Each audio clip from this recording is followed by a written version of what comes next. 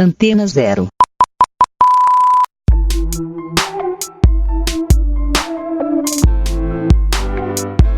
A Rádio Antena Zero apresenta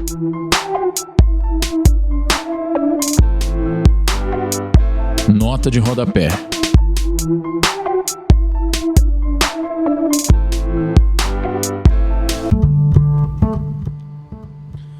Boa tarde, ouvintes da Rádio Antena Zero. Estamos aqui mais uma segunda-feira para uma nota de rodapé com vocês, sempre com um convidado muito especial. Antes de eu apresentar o de hoje, mas os avisos que a gente sempre dá para vocês, né? Vão lá no YouTube, já abre uma aba aí no seu navegador, você não vai perder nem um pouquinho com isso. Entra lá no YouTube, procura a Nota de Rodapé, se inscreve no nosso canal, que tá saindo bastante material lá. O programa de hoje vocês vão poder assistir depois por lá, fora que você pode também reassistir vários dos outros programas que nós gravamos por aqui, além de entrevistas paralelas que estão acontecendo, materiais diversos, palestras que a gente está colocando lá. Então fiquem espertos. Também entrem lá na editora Unifesp, que agora é a nossa parceira. São sempre com promoções e nós estamos fazendo vários sorteios do material deles lá no nosso Instagram, que é o @nota de rodapé com o underline entre cada palavra. Procurem lá e nos sigam também, que a gente precisa bastante de vocês presentes nas nossas redes sociais. Hoje, no nosso programa, a gente tem a felicidade de receber o cientista social e professor da Unifesp, Javier Amadeu. Javier, muito obrigado pela sua presença aqui hoje, viu? Muito obrigado pelo convite. Javier, eu conheço você, só te falar, né, que eu fui aluno da Unifesp e apareceu essa oportunidade com o lançamento do seu livro.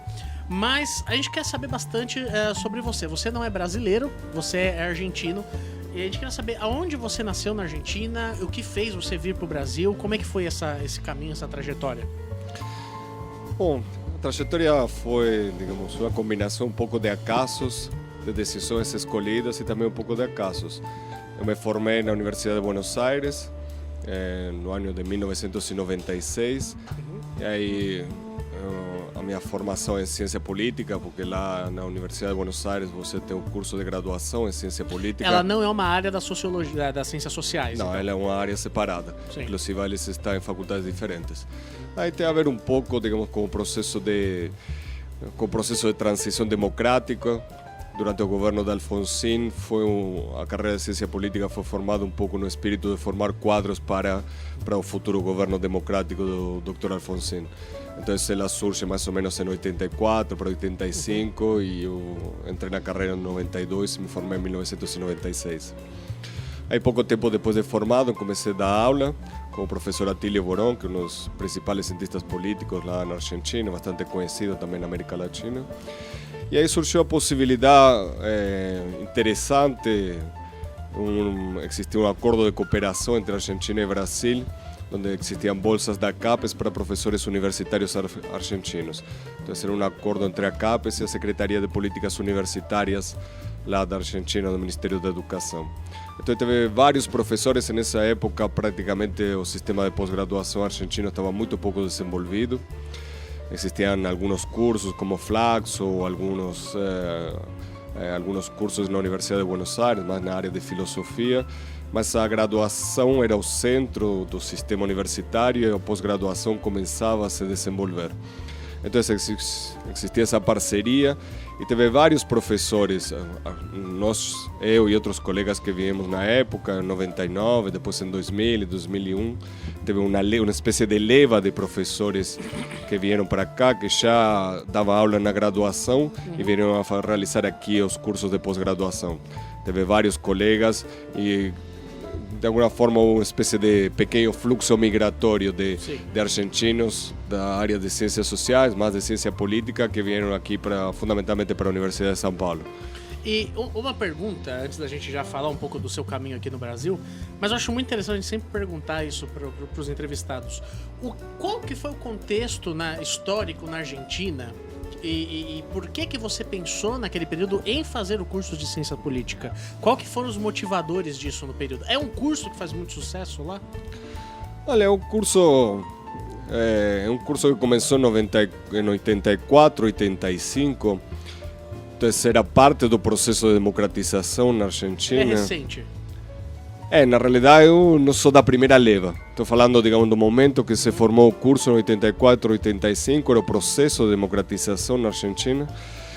E tinha muitos quadros políticos dos diferentes partidos que começavam a tentar tinham interesse na política prática e procuravam um curso onde se formar teoricamente.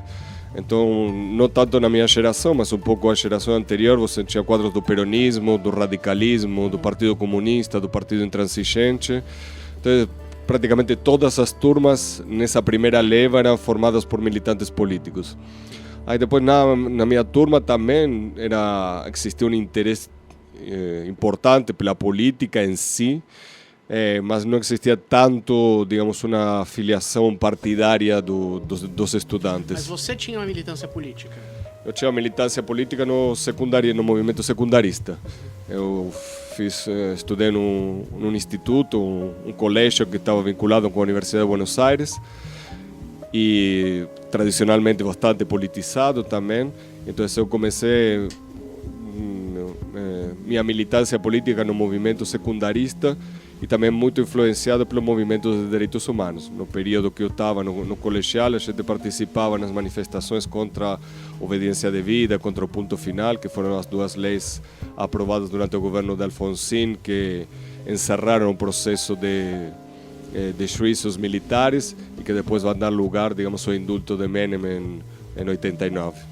E é interessante a gente falar um pouco sobre a questão da militância política na Argentina, por fazer algumas diferenciações, principalmente com a realidade brasileira. Porque nos anos 70 e nos anos 80 você tem um grande boom de uma militância que é trabalhista, principalmente com a ascensão do Partido dos Trabalhadores. Na Argentina, ao que me parece, eu não sou um bom conhecedor da história da Argentina, é uma militância muito mais intelectualizada, não acadêmica, mas ela é mais intelectualizada. Não é tanto de movimentos trabalhistas, e me corrija se eu estiver errado. Quais são as principais diferenças dessa militância, desse seu período de ingresso na universidade, a militância que você via na Argentina em comparação ao Brasil ou a outros lugares da América do Sul? Olha, na realidade, na Argentina tem uma militância sindical muito importante. Só que com o período da ditadura militar, o que você tem, boa parte dos desaparecidos políticos durante a época da ditadura militar corresponde a quadros do sindicalismo. Então, o que você tem fundamentalmente o extermínio de boa parte dos militantes, dos quadros e fundamentalmente da militância de base, do sindicalismo de base e dos operários que participaram nas assembleias das fábricas. Então, todo o movimento operário que aqui se constitui na década de 70, não? Cujo exemplo é Lula, as greves do ABC, isso foi exterminado na Argentina durante a época de 70. De alguma forma, o ciclo histórico corresponde mais ao ciclo da década de 60. Você, na década de 60, você tem uma militância sindical importante, similar ao que se dá no Brasil na década de 70. Em núcleos sindicales importantes, vinculados fundamentalmente com a indústria automotriz, que é na região de Córdoba. E aí você tem a emergência de um sindicalismo muito combativo e que ele é bastante crítico do peronismo, ou dentro do peronismo um setor bastante radicalizado, muito mais vinculado com a esquerda. Ele era crítico do peronismo? Ele era crítico, era vinculado com o Partido Comunista, com algumas das organizações de esquerda, ou era de um peronismo muito mais combativo e muito mais distante do que se conhecia historicamente como a burocracia sindical que dominava grande parte das correntes sindicais do peronismo. E quando você faz essa migração e vem para o Brasil, o que você percebe principalmente das diferenças, academicamente falando, claro, da universidade brasileira para a universidade argentina? Claro que você está falando da realidade de Buenos Aires, aqui você tem a realidade que é em São Paulo, mas qual que é essa grande diferença que você enxerga assim, entre instituições? Acho que talvez a questão que mais me chamou a atenção foi o grau de elitismo da universidade brasileira. Especialmente, eu estudei na Universidade de São Paulo. Uma das coisas que me chamou extremamente a atenção quando cheguei aqui, eu já tinha vindo ao Brasil, mas como turista, obviamente passando por Florianópolis, pelos lugares pelos quais os argentinos costumam passar. E uma das questões que mais me chamou a atenção é é a ausência de pessoas negras dentro dos estudantes, dentro dos professores, e que ainda mais me chamou a atenção que ninguém se achasse que isso fosse um problema que fosse digno de atenção. Então, especificamente comparado com a Universidade de Buenos Aires, mas isso também acontece em outras universidades no interior do país, é uma universidade muito mais aberta, uma universidade que tem, acho que no momento, não sei exatamente o número, mas em torno de 250 mil estudantes. Só na minha faculdade tinha mais de 20 mil estudantes. Então é uma universidade que não tem vestibular, tem ingresso universal. Então dava para contrastar claramente, digamos, o que você via dentro da universidade, que acho que grande parte reflete a estrutura social elitizada que tem o Brasil até hoje. O modelo de vestibular brasileiro, ao seu ver, ele é extremamente excludente.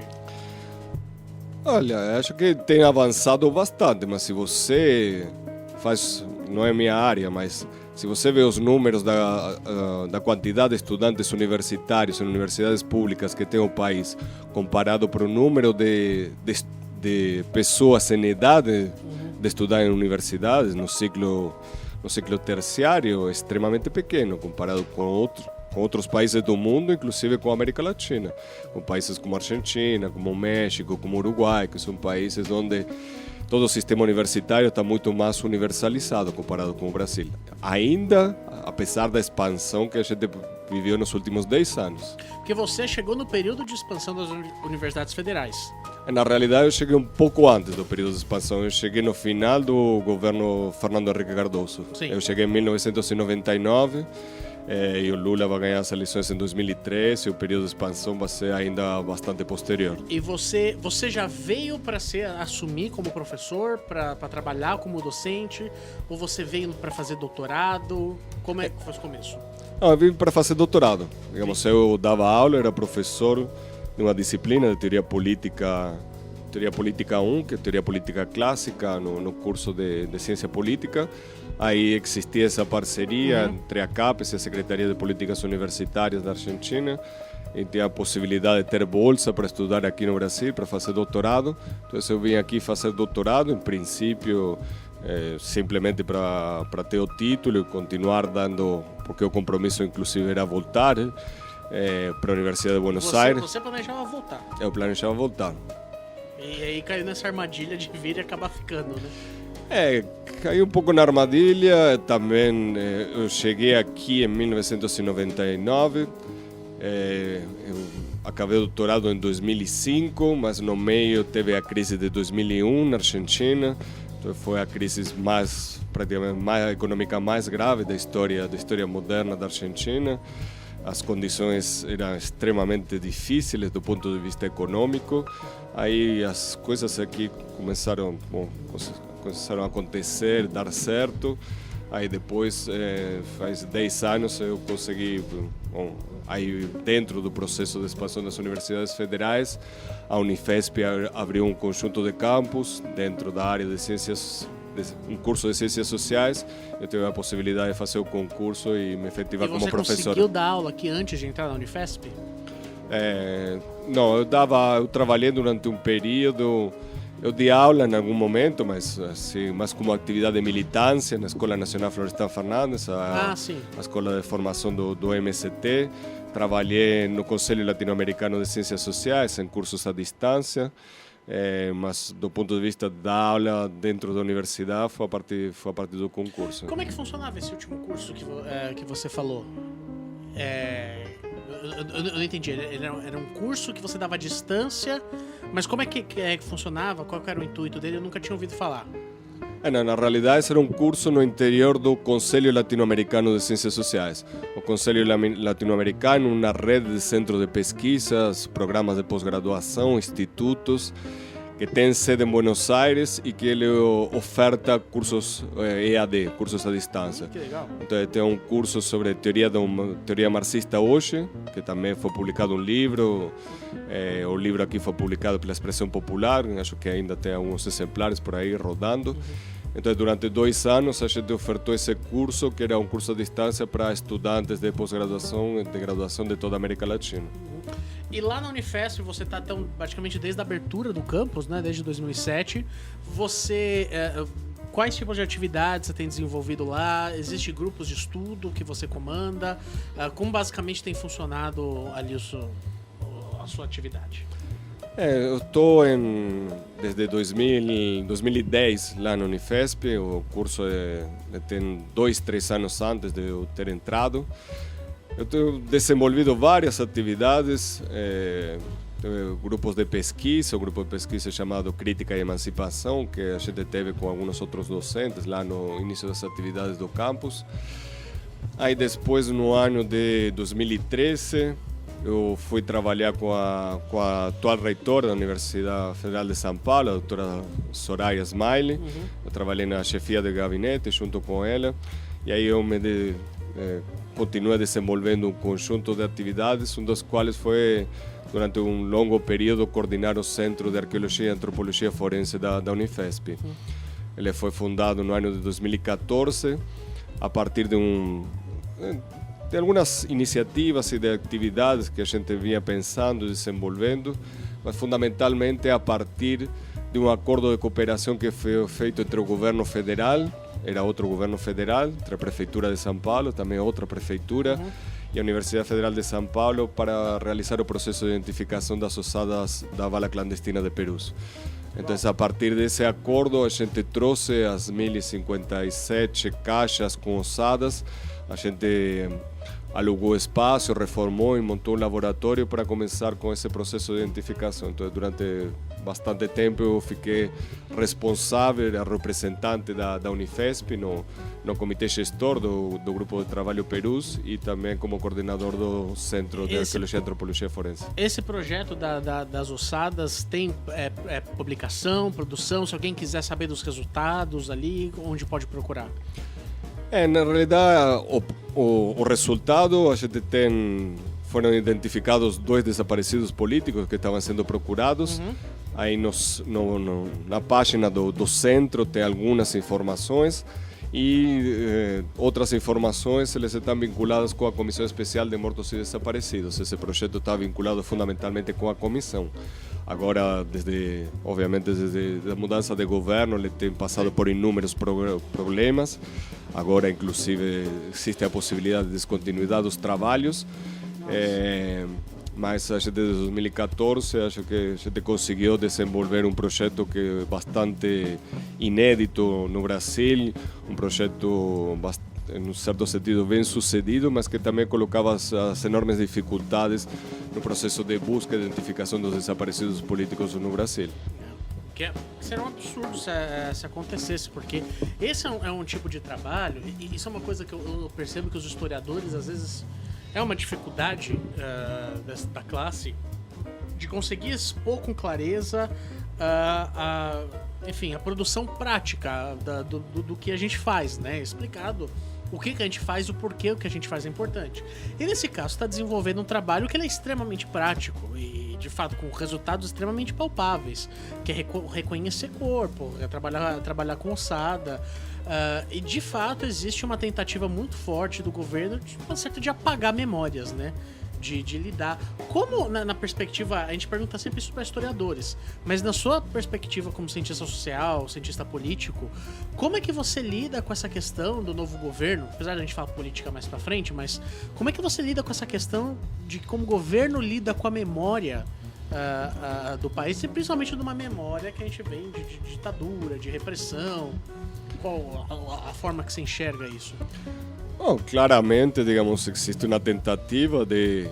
Acho que ainda o Brasil tinha avançado bastante pouco do ponto de vista da memória da verdade. Acho que a Comissão Nacional da Verdade foi um avanço importante, mas ainda extremamente limitado dentro dos processos. Se você compara com outros processos na América Latina, a questão da justiça é uma questão que não tem sido colocado praticamente. A própria Comissão Nacional da Verdade colocou isso como um limite estrutural ao próprio trabalho.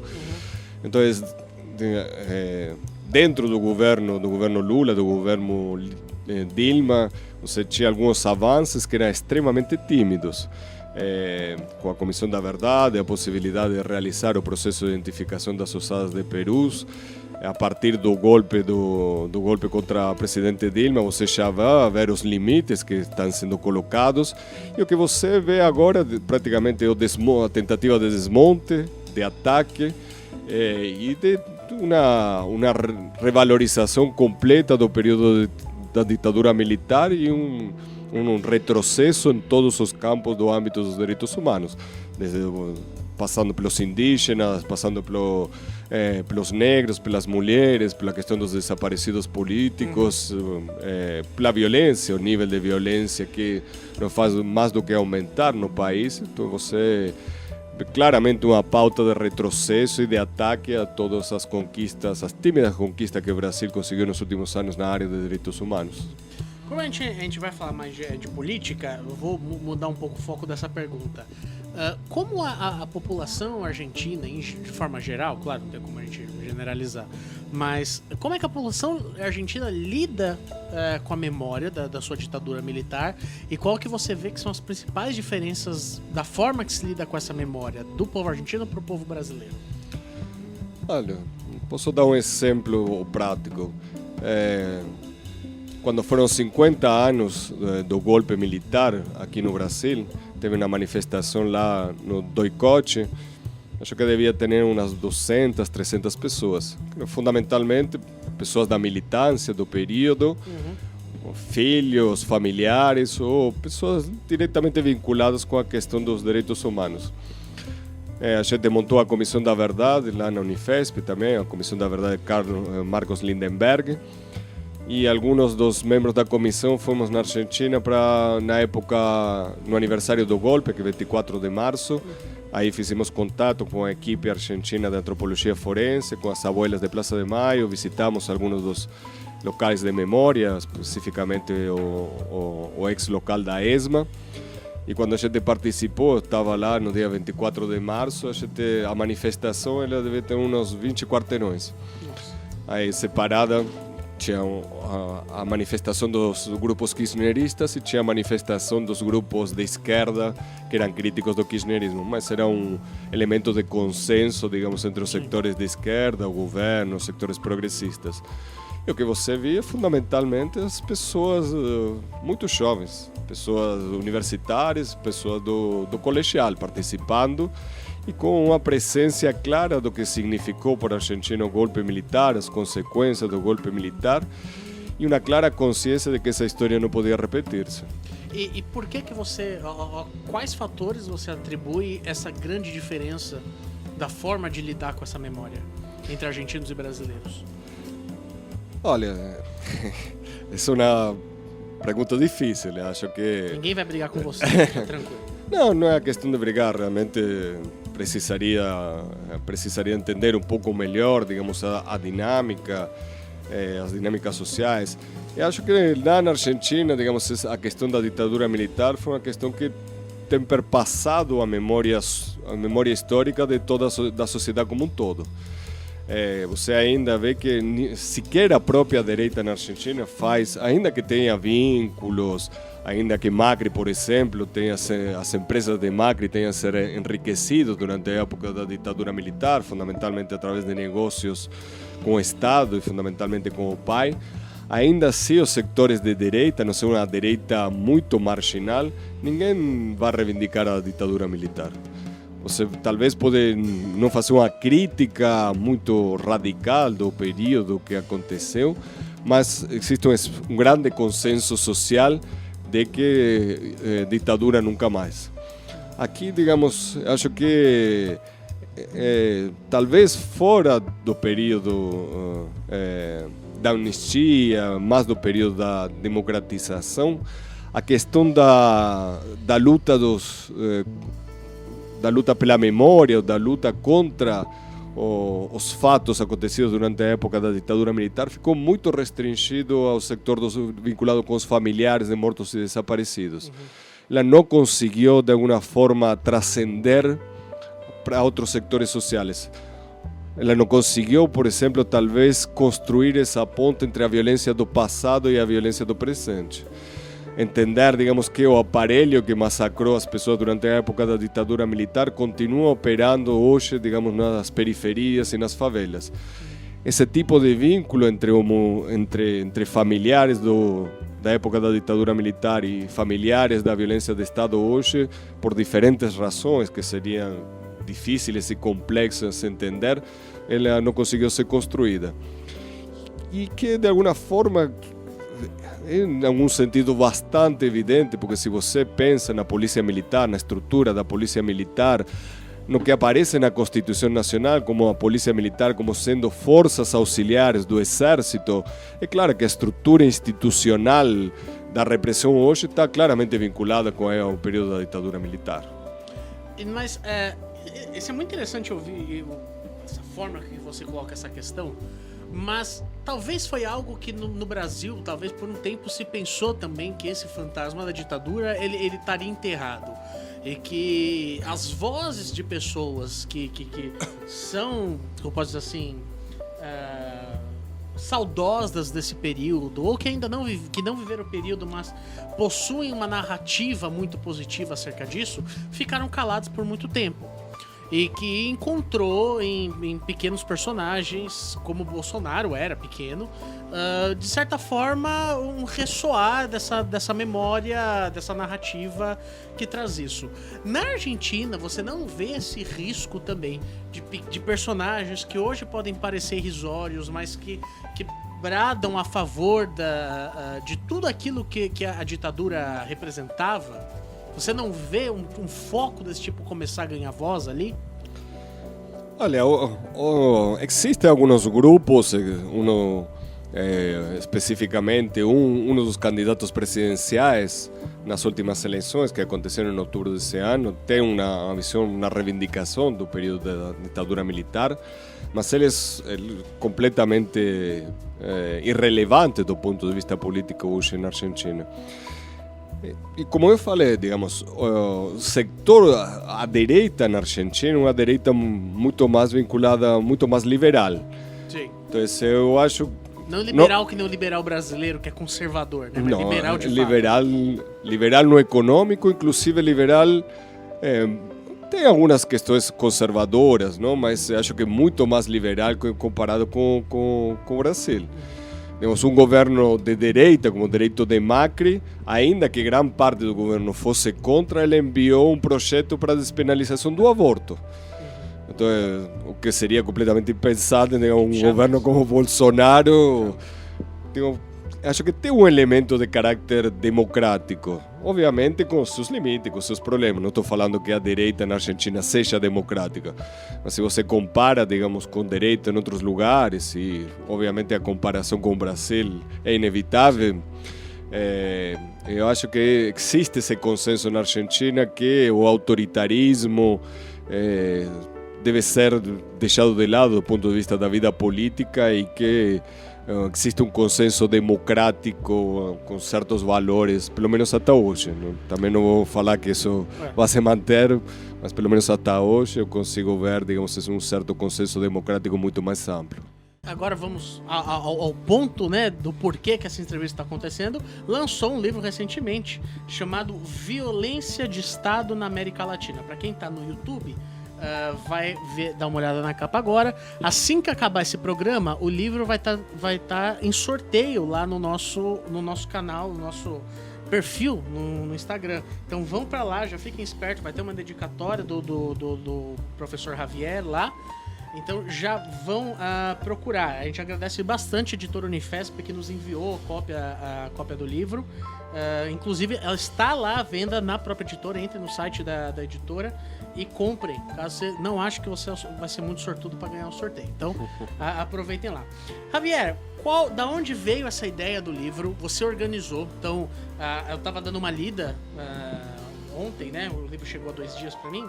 E vi até o nome de alguns conhecidos, uma professora minha, que é a Cláudia Plens, que trabalha com bastante questões de antropologia forense também, né, de arqueologia.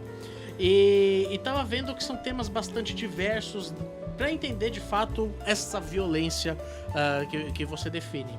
Da onde veio a ideia do livro, qual foi a inspiração e como foi o processo de criação dele? Bom, como colocava, lá pelo ano 2014 a gente fundou na Unifesp o Centro de Arqueologia e Antropologia Forense.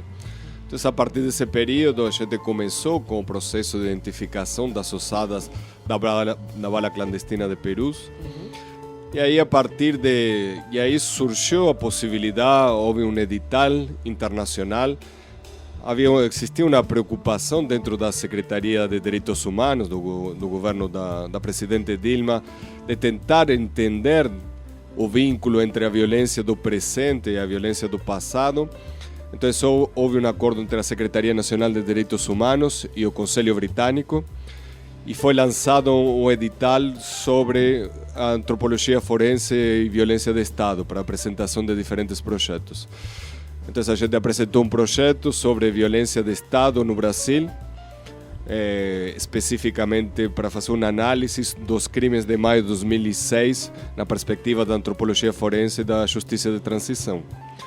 Então, a gente tinha uma relação especificamente com alguns colegas, professores do campus da Baixada Santista com o movimento das Mães de Maio. O movimento das Mães de Maio vai surgir depois dos crimes de maio de 2006, onde se calcula que as forças de segurança do estado de São Paulo mataram mais de 500 pessoas. Especificamente na região da Baixada Santista foi particularmente violento esse processo de repressão. E a partir daí vai surgir um conjunto de madres que vai articular esse movimento das Mães de Maio. Débora Silva, que é a principal dirigente, estava em contato com alguns de nossos colegas lá no campus da Baixada e surgiu essa possibilidade de fazer uma parceria, mais do que uma parceria, fazer um trabalho em conjunto que articulasse a perspectiva dos familiares de reivindicação de justiça com a perspectiva de análise documental, de análise de entrevistas, de análise de um conjunto de materiais documentais que permitissem entender a dinâmica da violência e fundamentalmente entender o papel que o Estado ocupou na violência durante os crimes de maio de 2006. Então isso foi feito em parceria com a Universidade de Oxford, onde tem um grupo de professores que trabalha com justiça de transição. Aí tinha colegas da Argentina, da Colômbia, da Itália, e a partir de aí, uma das atividades que a gente desenvolveu ao longo do projeto foi esse seminário internacional sobre violência de Estado na América Latina, direitos humanos, antropologia forense e justiça de transição, e a partir do qual, depois do evento, a gente organizou os diferentes trabalhos e conseguiu dar o formato de uma publicação que hoje que esse ano foi lançado pela editora da Unifesp. O livro, então, ele é fruto desse evento que vocês fizeram, desse congresso, se eu posso assim dizer. E, enfim, vocês chamaram vários autores e você, como organizador e também... tem outro material aqui. Esse é o relatório final do projeto. O livro, ele reúne parte do projeto, particularmente do evento internacional que a gente organizou, e especificamente esse é o relatório final do projeto sobre o projeto e sobre a análise dos crimes de maio de 2006. E o relatório final é o que depois desembocou no livro? Na realidade, são duas atividades que a gente realizou em paralelo. Especificamente, a gente analisou os crimes de maio de 2006 e, particularmente, a gente analisou o assassinato das 60 pessoas que foram assassinadas no período da Baixada Santista entre os dias 12 e 20 de maio de 2006. Então, nessa segunda parte do livro, a gente analisa dia por dia quais foram as pessoas que foram assassinadas e depois a gente vai analisar quais são as circunstâncias em que cada uma dessas pessoas foram analisadas. Então a gente tem os mapas, a gente faz um processo de georreferenciamento do lugar onde as pessoas foram analisadas, uma análise dos laudos necroscópicos, uma análise dos boletins de ocorrência e também uma parte a gente faz um processo de A gente analisa as estatísticas, onde as pessoas foram assassinadas, em que períodos. Por exemplo, 90% das pessoas assassinadas foram civis, só 8% na realidade foram militares. Elas vão ser assassinadas fundamentalmente a partir do dia 14. Elas são assassinadas com claros indícios de execução, então ou disparos a curta distância, ou disparos de cima para baixo, ou em regiões de alta letalidade, todos indícios de execução sumária, ou elas são assassinadas por esquadrões da morte com fortes indícios de participação de policiais militares. Nossa. E também, voltando com a questão um pouco da antropologia forense, a gente vai fazer reconstrução de alguns dos casos dessas pessoas assassinadas. Isso com acordo, obviamente, das famílias. Por exemplo, no caso da Ana Paula Gonzaga de Santos, que ela estava grávida de 9 meses, ela teria o filho essa semana e ela foi assassinada e o próprio filho foi assassinado na barriga dela. E a partir, uma das mães da Ana Paula, que vai ser uma das fundadoras do movimento das Mães de Maio. E ela estava grávida de 9 meses já? Ela estava grávida, essa semana ela daria luz. Nossa. Que trabalho pesado, né? Que trabalho tenso esse. E o livro, claro, são dois materiais diferentes, mas isso também ajuda a dar origem a esse trabalho aqui, de você entender essa violência. Uma das questões como parte desse projeto sobre violência de Estado, uma das questões era entender quais serão os processos na América Latina, entender, digamos, a origem dessa violência de Estado, o papel que os mecanismos de justiça de transição tiveram para a consolidação democrática, entender fundamentalmente também os limites e a perpetuação de casos de violência a partir do entulho autoritário, para utilizar um pouco a frase que Fernando Henrique Cardoso tornou famosa. É possível entender algum ponto em comum? Porque a gente, obviamente, vai aproveitar hoje você aqui para falar um pouco sobre o que está acontecendo na América Latina. E antes da gente partir um pouco de caso a caso, é possível detectar um fator em comum sobre essa violência de Estado entre os países na América Latina como um movimento uníssono, como um movimento orquestrado de forma mais macro e não apenas nacional? Acho que sim, que dá para entender, digamos, alguns, do ponto de vista histórico, alguns momentos onde essa violência de Estado vai se materializar. Você acha que claramente pode pensar, você vê, digamos, os golpes militares na América Latina claramente orquestados pelos Estados Unidos, orquestados no meio do período da Guerra Fria. Então você tem o golpe no Chile contra Allende, golpe na Argentina, golpe no Uruguai, o golpe no Brasil, que do ponto de vista temporal é um pouco anterior, mas que vai, de alguma forma, servir também de ponto central para os outros golpes militares e para os processos de repressão, fundamentalmente através do Plano Condor, que é dos vai ser um dos focos de análise de um dos capítulos do livro. Então você tem fundamentalmente meados finais da década de 60, década de 70, movimentos revolucionários, movimentos de massas, movimentos sindicais muito fortemente implantados na América Latina, e com a possibilidade de que existisse um processo de transformação social extremamente importante na América Latina. Isso vai ser resistido pelas elites políticas, econômicas e sociais da América Latina, com a clara participação da CIA e dos Estados Unidos na orquestração desses golpes militares. Então você tem claramente, digamos, uma sequência. As elites vão aprender dos próprios golpes e tem claramente, digamos, uma orquestração repressiva, uma coordenação internacional repressiva na América Latina, claramente documentada nos papeles que têm sido publicados posteriormente, que têm sido desclassificados nos Estados Unidos, conhecido como Plano Condor. Sim. Bom, então, para quem tiver interesse, a gente vai estar sorteando uma cópia do livro. Assim que esse programa acabar, vocês vão lá no nosso Instagram, vai estar vendo um sorteio sobre o... Eu estou abusando do Gerão de Futuro aqui, mas haverá um sorteio do livro. E também, para quem estiver assistindo no YouTube, o link, na descrição vai ter o link já para vocês irem na editora da Unifesp e comprarem. Obra que eu recomendo bastante, o que eu pude ler nesses 2 dias que eu tô com o livro. Eu achei incrível, assim, principalmente a proposta dos capítulos, o que cada autor trabalha, uma visão bem mais macro, enfim, fascinante.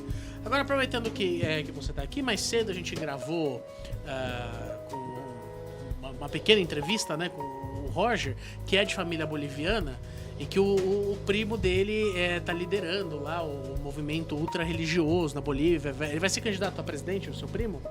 Infelizmente. Sério? Você deve estar tendo problemas com seu sobrenome ultimamente.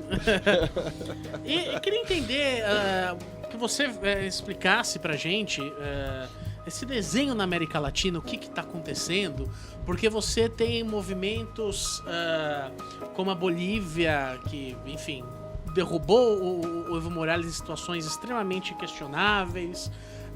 Houve um golpe. Houve um golpe, o exilou. Você tem no Uruguai esse final de semana que a direita voltou ao poder depois de 15 anos, tá voltando para assumir a presidência. Em contrapartida, você tem na Argentina o kirchnerismo voltando, né? Derrubando o governo Macri. No Chile, movimentações muito fortes contra o governo de Piñera. E a gente precisa entender o que está acontecendo na América Latina. Qual é o fenômeno que faz o Brasil estar razoavelmente apático em relação a ir à rua? A gente entender esse momento, como é que você desenha politicamente esse momento da América do Sul, né?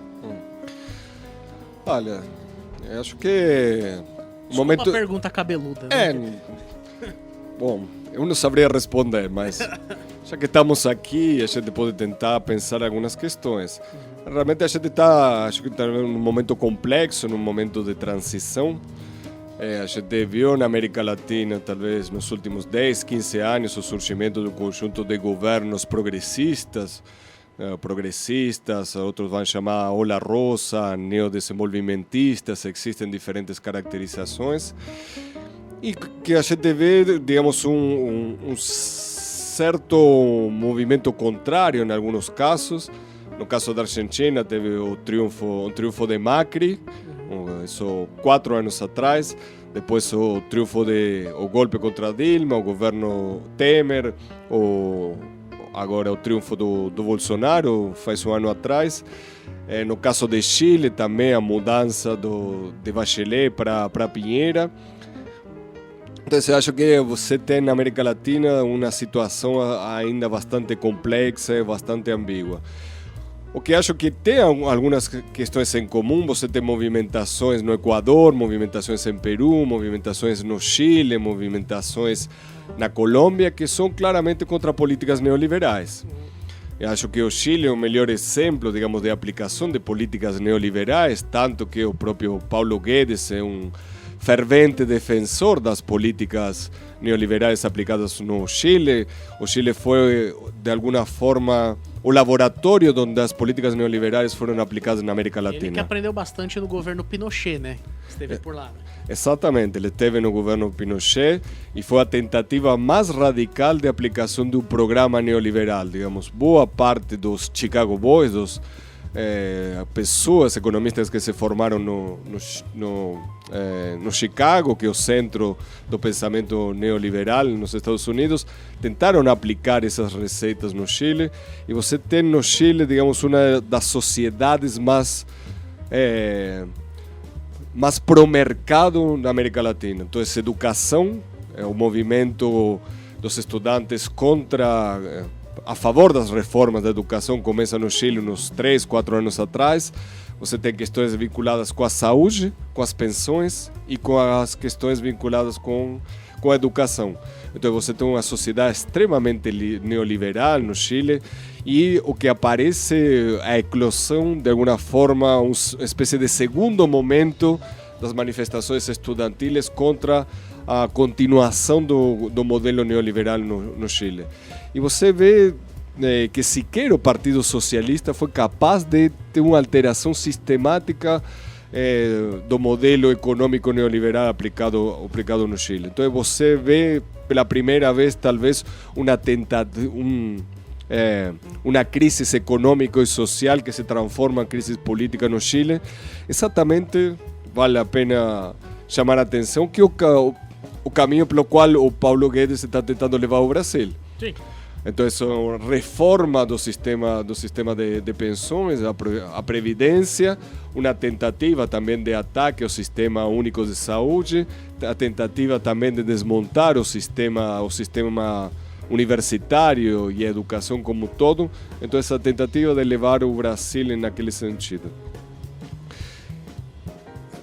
O Chile hoje está se revelando, mas foram muitos anos de aplicação de política. Primeiro foi a ditadura militar, depois foi o processo de transição e depois foram muitos anos de aplicação de políticas neoliberais. Eu não acho que o Brasil vai demorar tanto tempo em reacionar. Mas nós estamos, ainda não, o governo Bolsonaro não completou um ano. Então é muito pouco tempo, ainda que tenha acontecido muitas coisas, a grande maioria delas ruins.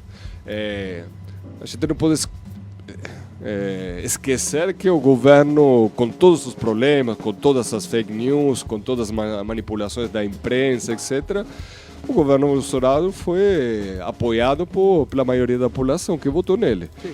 Então essa ainda tem uma base de legitimidade que ela tem se corroído rapidamente, mas que ela, de alguma forma, acho que tem um núcleo duro de apoio ao governo Bolsonaro, que deve rondar talvez os 25% ou 30%, que ainda continuam firmes em apoio ao governo.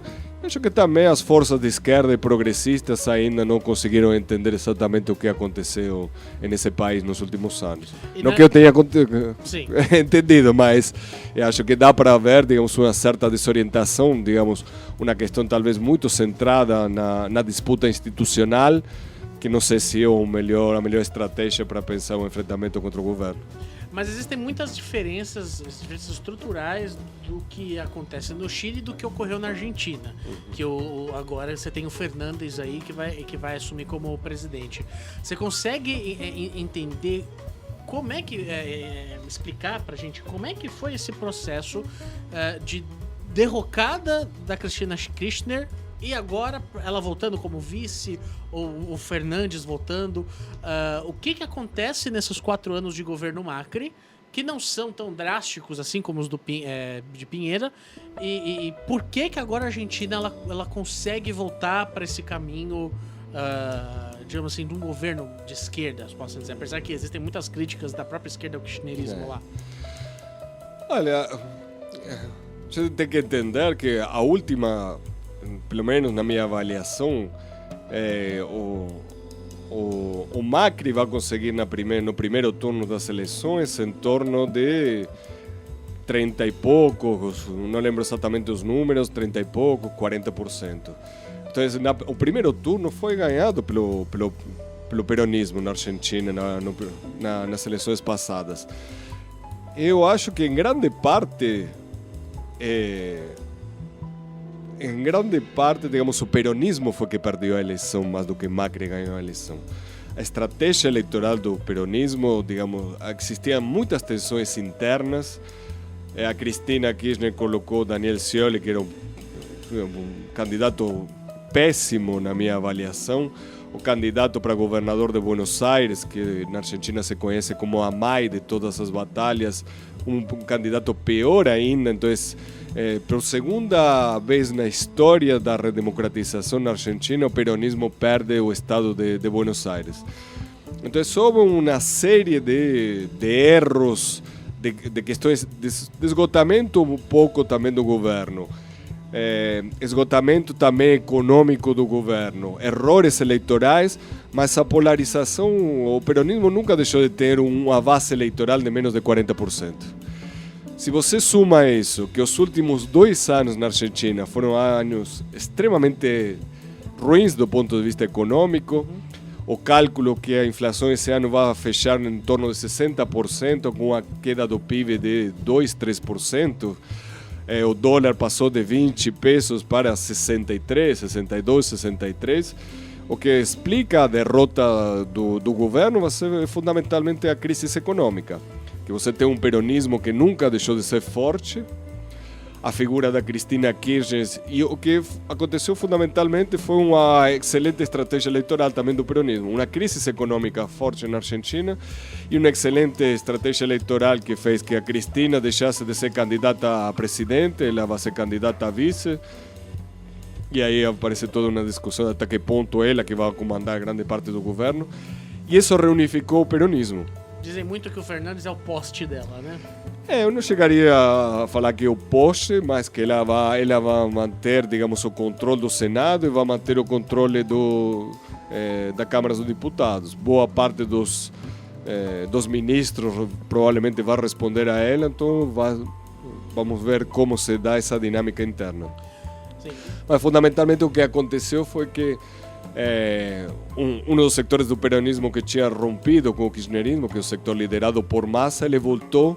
Então, dentro da estratégia política, o que ela conseguiu foi reagrupar todo o peronismo e o que consegue agora vai ser os votos históricos que o peronismo teve na eleição reagrupados. Certo. Professor, então, para a gente encerrar, poucos minutos, que essa é uma pergunta que a gente faz para todo mundo que vem aqui, eu acho que é muito importante a gente falar disso. A gente claramente passa por um período aí que a academia, principalmente os cursos das ciências humanas, vem sofrendo mais, com cortes, enfim, e cortes às vezes em coisas básicas, né? Você vê os serviços terceirizados na universidade. Luz e água. Luz e água, coisas básicas para você ter funcionando, já sofreram redução, corte. Em exercício retórico já chamaram de contingenciamento. E principalmente as bolsas, que é o que mantém basicamente a maioria dos pesquisadores. Tem gente que consegue fazer sem, mas a bolsa ainda é fundamental para os pesquisadores. Eu queria, na sua visão, você falar, comentar um pouco sobre o corte das bolsas, sobre a falta delas para os pesquisadores e o que você vê aí de um futuro para o Brasil com essa diminuição de pessoas fazendo pesquisa. Por que pesquisa na área de ciências humanas é tão importante para a sociedade? Olha, acho que o governo federal tem um projeto de desmonte do sistema universitário. Acho que é claro, de desmonte do sistema universitário, de desmonte do sistema da ciência e tecnologia. É uma visão conservadora, uma visão reacionária. Acho que ele combina setores, uma visão neoconservadora com uma visão neoliberal. Então ela consegue articular talvez o pior dos dois mundos. Mas ela de alguma forma ela não é tão contraditória quanto parece. Porque a lógica é, por uma parte, existe uma guerra ideológica, claramente uma guerra ideológica declarada do governo federal. Ele acha que o pensamento crítico se formula nas universidades e particularmente nos cursos das humanidades, o qual é verdadeiro em grande parte.